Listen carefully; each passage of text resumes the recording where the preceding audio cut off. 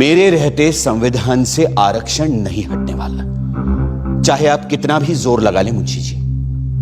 पर कोई रास्ता तो हो सकता है ना? हां, एक रास्ता है। मैं ही हट जाता हूं संविधान की ड्राफ्टिंग कमेटी से। अरे फिर आप लोग जैसा चाहें वैसा संविधान बना लीजिएगा। रीढ़ की हड्डी तोड़ डाली आप लोगों ने हमारी, फिर भी हम लोग खड़े हैं। अरे एक बार हमें अपने बराबर आने का मौका तो दीजिए पटेल जी, फिर देखिए कैसे हम आगे निकल जाते हैं।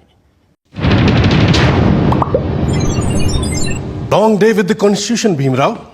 Yes, after a short nap, a long night with the constitution. आपकी मेहनत देखकर तो ईर्ष्या होती है। अब आप लोगों ने काम दिया है तो पूरा तो करना पड़ेगा, फिर दिन क्या और रात क्या। भीमराव, आपसे एक बात करनी थी। जी बोलिए। आपने तो देखा ही है सभा में कितने लोग सरकारी नौकरियों में आरक्षण का विरोध कर रहे हैं। अब अगर शेड्यूल कास्ट और शेड्यूल ट्राइब वालों को आरक्षण दिया गया तो आप तो जानते ही हैं, फिर सिख, ईसाई, पारसी, मुसलमान कोई पीछे नहीं रह जाएगा। हाँ, मगर सिख, ईसाई, पारसी, मुसलमान या किसी और का मुकाबला अनुसूचित जनजातियों के साथ नहीं हो सकता। ये सारी जातियां पैसे वाली भी हैं और सोशली सिक्योर्ड भी। ठीक बात है, पर अगर एक बार आरक्षण का दरवाजा खुल गया तो देखिएगा सभी लोग अपना हक मांगेंगे और हिंदुओं के लिए सरकारी नौकरियों में जगह नहीं बचेगी, जबकि संख्या में वो सबसे ज्यादा है। आप चाहते क्या हैं? सिर्फ मैं ही नहीं, सरदार पटेल भी यही चाहते हैं कि हो सके तो संविधान में आरक्षण की बात ही हटा दी जाए।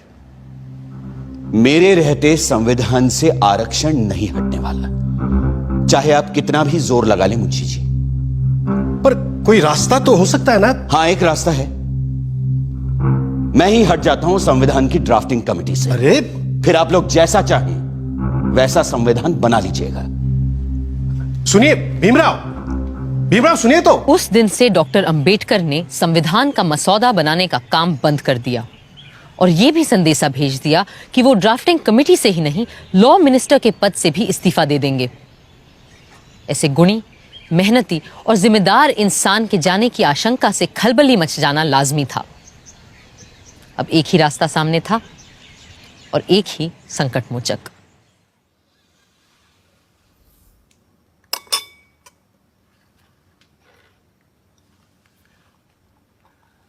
मुंशी जी की बातों से आप नाराज हो गए भीमराव? लेकिन वो तो आपकी बात लेकर आए थे मेरे पास, इसीलिए मैंने कहा कि मैं ही ड्राफ्टिंग कमेटी से हट जाता हूं। आप तो जानते हैं कांग्रेस क्या, पूरे भारत में दूसरा और कोई है ही नहीं जो हमारे संविधान को आकार दे सके।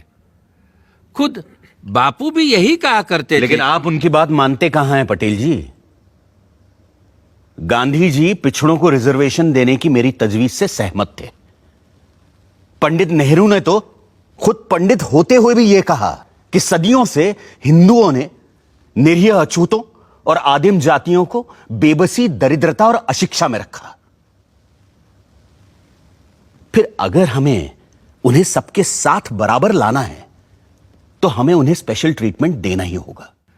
आपकी बात सही है, पर आप तो जानते हैं कि बड़े पदों पर हम मेरिट के आधार पर ही लोगों को ले पाएंगे। तो फिर क्लर्कों की नौकरी के लिए इतना बड़ा जोखिम उठाना? जोखिम? मुझे तो इसमें कोई खतरा नजर नहीं आता।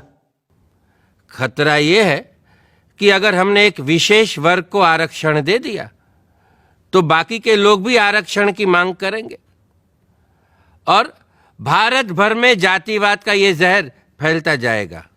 जहर तो हमने पिया है सदियों से और फिर भी हम जिंदा हैं। रीढ़ की हड्डी तोड़ डाली आप लोगों ने हमारी, फिर भी हम लोग खड़े हैं। अरे एक बार हमें अपने बराबर आने का मौका तो दीजिए पटेल जी, फिर देखिए कैसे हम आगे निकल जाते हैं। और यह काम बिना आरक्षण के नहीं होगा। अगर फिर भी मेरी बातें आपको जहरीली लग रही हैं तो मैंने अपना इस्तीफा तैयार रखा है, आप खुद लेते जाइएगा। मैं बड़ा जिद्दी आदमी हूं अंबेडकर जी, लेकिन मूर्ख नहीं हूं, किसान हूं। देखकर ही बता सकता हूं कि कौन सा बीज कल मुझे अच्छी फसल देगा।